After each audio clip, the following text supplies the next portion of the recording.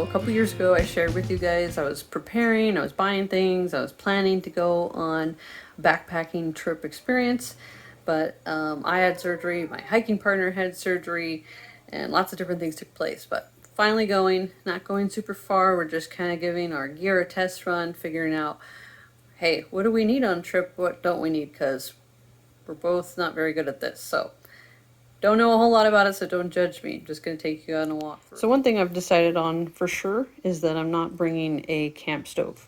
I figured that will free me up a little bit of weight because I'm not A, carrying the camp stove, and B, when you carry a camp stove, you're going to cook with it, which means usually the things you cook, you need more water. And I use 100 ounces of water a day as it is, without hiking 3 to 6 miles with a backpack. So I want to be able to keep as much water as I can for me. I'm going to eat breakfast before I leave, and then I will need lunch, dinner, snacks, a quick breakfast in the morning, and I should be back Sunday morning. Okay, so this is just a peanut butter pretzel jar from Costco that we've turned into where it's hangable, so I can keep it up away from raccoons and stuff like that and out of my tent. So final selections, my tent, as if that was negotiable, my food box,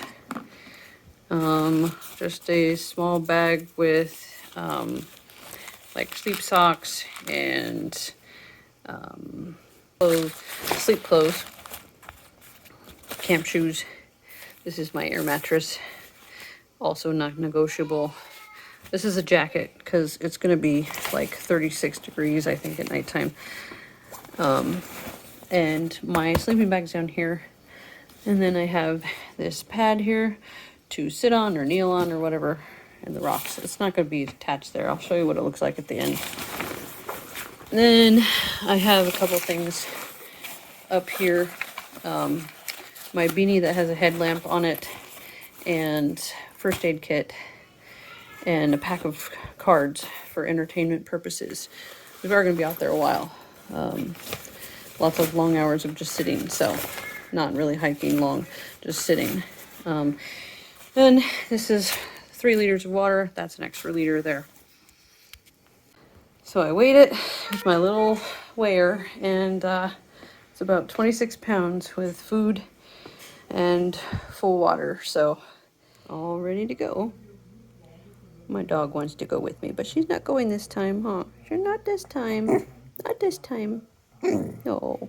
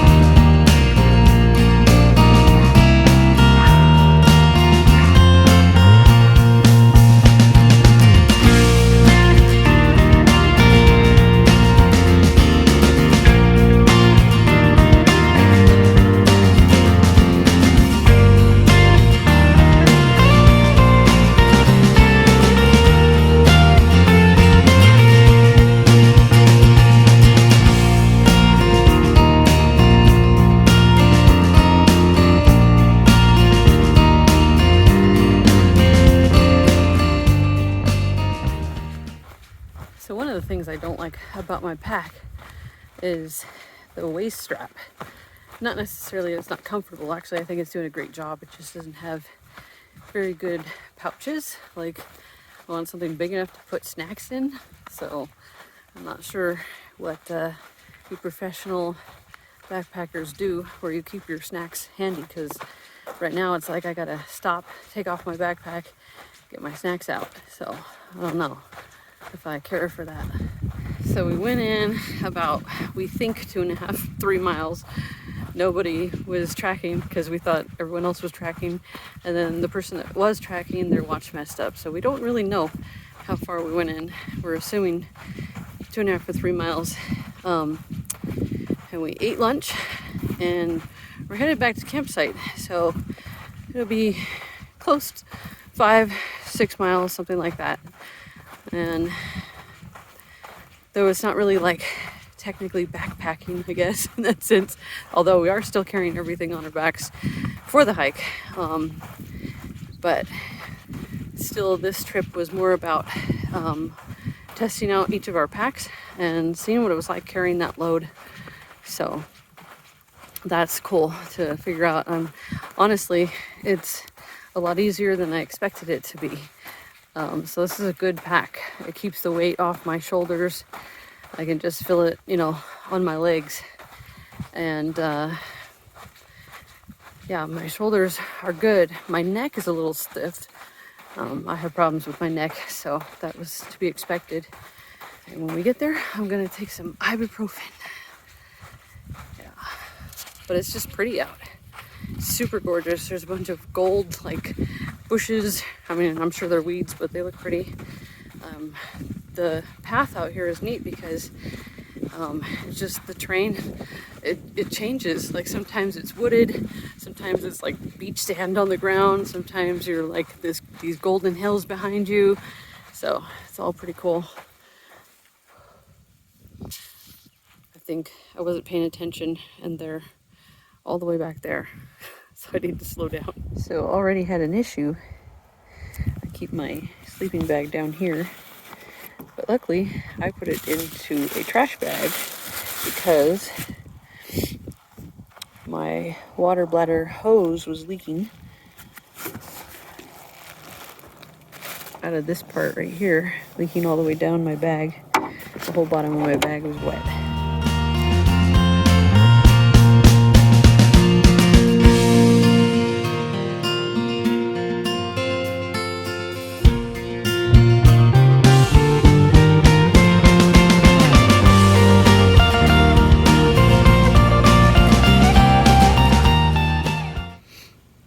It's like 6 in the morning.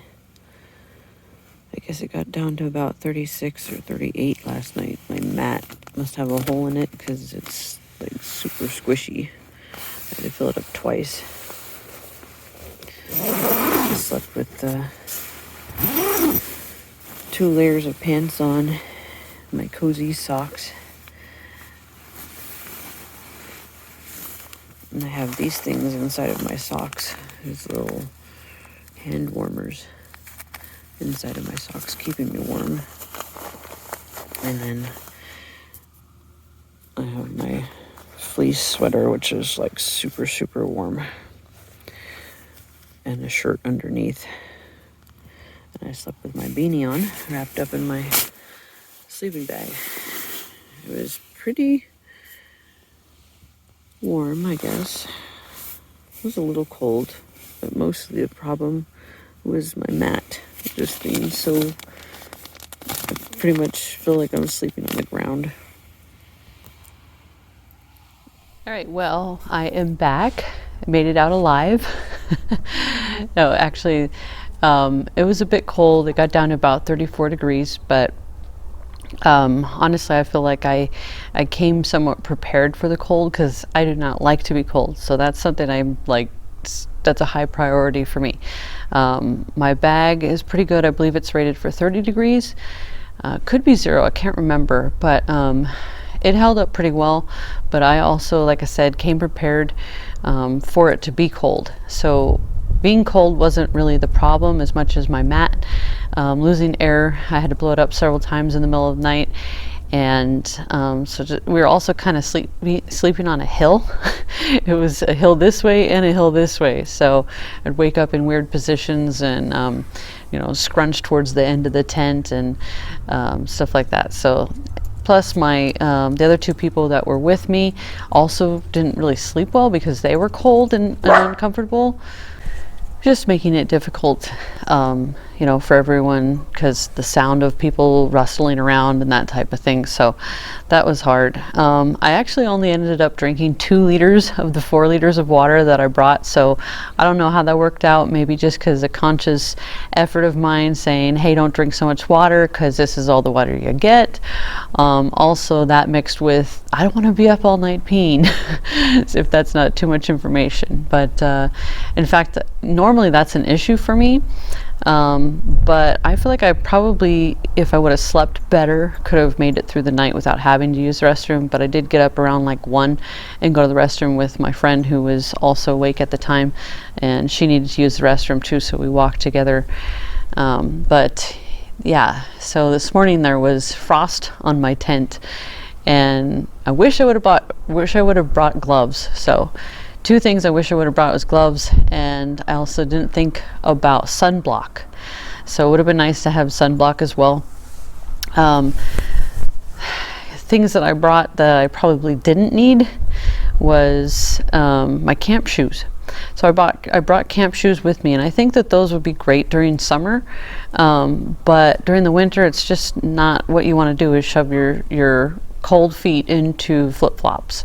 Like, you want the sock protection. So even when I got up in the middle of the night to use the restroom, I did not reach for my flip-flops. Instead, I just put my hiking shoes back on to walk around. So I can understand how that's also necessary on through hikes where you just need a break from your hiking shoes, but that really wasn't the case. We just did 5 miles. The item that I'm most grateful for was my fleece sweater. That seriously kept me warm. Like, my core was warm, and that was great. I had like 10 jackets and sweaters I chose from, and I just felt like that was the right choice, and I am pleased with bringing that. If I had brought anything else, I think that I would have been cold. So those fleece jackets, it's actually a liner that goes inside of a thicker jacket that I own. But yeah, so kept me super warm. I slept with it. I had my down jacket that stuffs really small into a sack. I had that in my sleeping bag as well. So like I said, I wasn't cold, but didn't sleep great. As for the hike, like, it was easier than I expected carrying that weight on my back. That's a really good backpack. I invested, I think, $100 or so into that pack, and I needed something that has good structure and support because I have scoliosis, and that has been one of my fears of trying to go out and put that much weight on me. I've been working out for 3 years to make sure that I could handle that kind of load. So I'm pleased with my pack. Super pleased with my pack. I do wish the waist belt area had bigger pouches on it that could actually hold like something the size of a protein bar, because they're not. They're like this small on each side. So I don't know what I don't know what regular backpackers do for keeping their snacks accessible, unless maybe they just put them in their pockets and have lots of pockets. And the other thing was water. Gosh, when you're walking, you're drinking, you don't know how much water you're drinking. So it wasn't a problem for me. Like I said, I somehow consciously conserved water and only drank 2 liters of water in like a 24-hour period. But I was thinking about through hikers and wondering how they're able to conserve that. They have no idea how much they're drinking through that hose. So yeah, lots of different things to think about. I typically would not be out backpacking doing an overnight in October. That is not at all what I wanted, but this has been like a 2-year promise that I've been preparing and buying things and trying to get fit for, and doing short hikes here and there and building up for this. My hiking partner, she went for surgery, and then I went for surgery, and then COVID happened, and then the fires took place, and then this season was so busy I didn't even get a chance to even hike, let alone backpack, until now. So we were supposed to do it around my birthday, but there was fires, so we just went last night. So yeah, that's about it. I love my gear. I love my tent. It's easy up. I could set that thing up in like 5 minutes, no problem. It's nice, totally workable. The only thing that I wasn't pleased with was my mat, which I've only used 3 times and somehow has a hole in it. So I have to figure that out. And I had to air out my tent when I got home. Luckily, I've seen enough videos to know better, because that's not something I would have thought about myself. But this morning when I was packing it up, it had frost all over it. So I packed it up. When I got home, I set it up in the garage to let it air out. So and it was wet. So had I left it there, it would have been all like moldy or mildewy and gross and stuff. So yeah, that's something to think about and consider as a first time backpacker. And also, good thing I've seen enough videos to put my sleeping bag into a trash bag.